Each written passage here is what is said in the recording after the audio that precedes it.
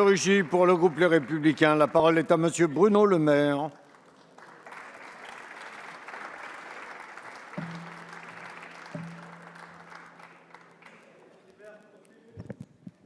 Monsieur le Président, Monsieur le Premier ministre, chers collègues, la vieille Europe est morte jeudi dernier à Londres. Une nouvelle Europe peut naître et elle ne dépend que de nous tous ici et de la France. Nous sommes, nous tous Français, face à une responsabilité historique. Nous avons d'abord à régler rapidement les problèmes qui se posent avec la Grande-Bretagne. Cela a été dit très bien tout à l'heure par François Fillon. Régler les problèmes financiers.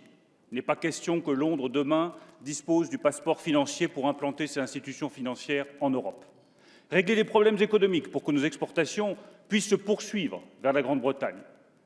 Et régler le problème des migrants, puisque, comme l'a très bien dit Xavier Bertrand, il faut revoir les accords du Touquet et déplacer la frontière de Calais à Douvres.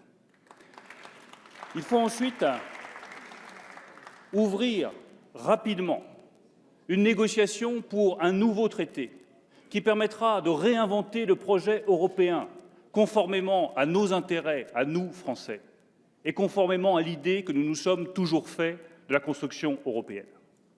Cette négociation, elle doit évidemment commencer avec l'Allemagne, avec Berlin, car rien de grand ne se fait en Europe sans un accord entre la France et l'Allemagne. C'est parce que nous sommes si différents, la France et l'Allemagne, qu'un accord entre la France et l'Allemagne permet de trouver un compromis entre les 28 États membres de l'Union européenne.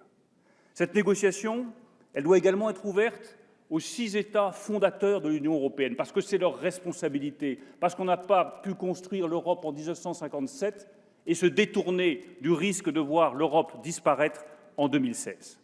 Et cette négociation, bien entendu, tous les États membres, s'ils souhaitent s'y associer autour de l'Allemagne, autour des 6 États fondateurs, que ce soit la Pologne, que ce soit l'Espagne, ils sont les bienvenus. Quel sujet est-ce que nous devons traiter dans cette négociation? D'abord, la question des institutions. Elles sont devenues illisibles, bureaucratiques, et nous ne pouvons pas demander des efforts ici dans la fonction publique française et réduire les effectifs et continuer à recruter toujours plus d'agents publics à Bruxelles dans la fonction publique européenne. Ensuite, sur les frontières, car il est temps de clarifier notre projet européen et de dire une bonne fois pour toutes qu'il n'y a pas de grand projet politique sans frontières à ce projet. Mieux vaut dire immédiatement à la Turquie, un grand État, une grande nation, que sa place n'est pas dans l'Union européenne et que nous devons dès maintenant conclure un accord de coopération avec la Turquie plutôt que de lui faire miroiter une adhésion qui n'aura jamais lieu. Le troisième sujet, c'est celui de l'économie.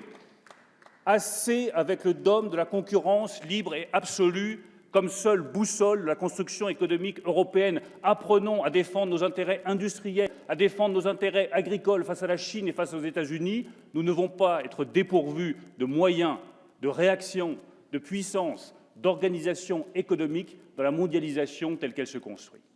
Enfin, le dernier sujet, c'est la sécurité. Face aux menaces, face à la déstabilisation du Moyen-Orient, face au risque de terrorisme, face à l'afflux de réfugiés, il est temps que l'Europe prenne conscience de la nécessité d'avoir les moyens de protection nécessaires. La France seule ne peut pas assumer le fardeau. Tous les États européens doivent augmenter leur budget de défense pour participer à la sécurité du continent européen. Une fois que ce traité aura été négocié, une fois que nous y serons arrivés, et soyons clairs, ce ne sera pas une affaire de 6 mois. Ce ne sera pas une affaire de mois, ce sera une affaire d'années si nous voulons vraiment reconstruire sur des bases solides. Il faudra soumettre ce traité au vote des Français par référendum. L'Europe de 1957, elle s'est faite, Monsieur le Premier ministre, sans les peuples. C'était la méthode Monnet-Schuman, on négocie dans les couloirs et on ne consulte pas les peuples. Puis l'Europe s'est faite contre les peuples. Car lorsqu'en 2005, le peuple français a voté non, au lieu d'écouter le vote du peuple français, on a méprisé le peuple français et on a continué d'avancer sans écouter les inquiétudes du peuple français par rapport à la construction européenne. Eh bien, l'Europe de demain, mesdames et messieurs les députés, elle devra se faire avec les peuples, avec l'assentiment des peuples. N'ayons pas peur des peuples pour la construction européenne, ou les peuples se vengeront de la construction européenne. À tous ceux qui, ici, peuvent douter de l'intérêt du référendum, je veux dire à mes amis gaullistes que c'est le général de Gaulle qui a mis le référendum dans la Constitution. Et à tous mes amis socialistes qui pourraient douter du référendum, je rappelle la phrase de Mitterrand en 1992 au moment du vote: « L'Europe n'est pas ma propriété, elle est celle des Français. » Et c'est bien parce que l'Europe n'est pas notre propriété, mais celle du peuple français, que le moment venu, quand le traité aura été négocié et aura abouti pour donner une nouvelle orientation à l'Europe, il faudra donner la parole aux Françaises et aux Français. Merci à tous. Merci, monsieur le maire, pour